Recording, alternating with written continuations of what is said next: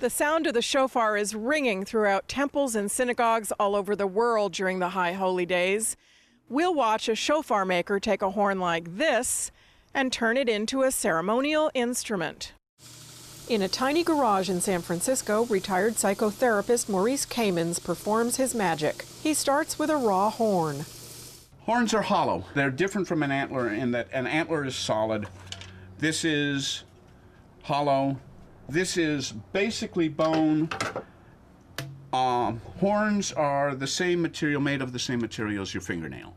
First, he'll cut off the tip of the horn. Exactly where to cut is a crucial question. One of the ways to figure out where the end is you take a wire and you hopefully shove it down in here. And when it stops, theoretically, you've got an idea where the horn ends. He puts the horn in a vise, makes the cut,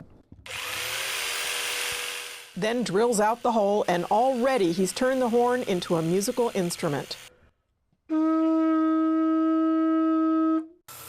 Next, he carves a mouthpiece onto the same piece of horn.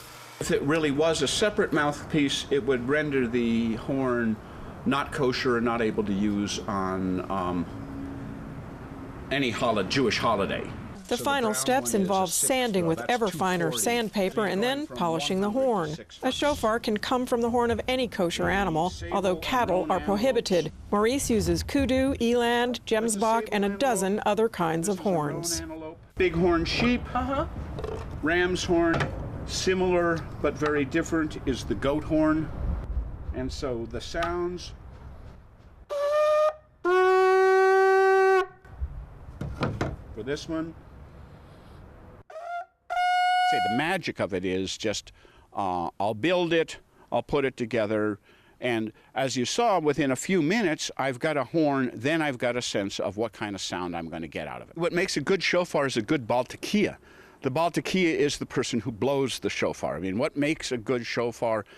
A shofar by itself is just a horn. Maurice says blowing the shofar connects him to the divine.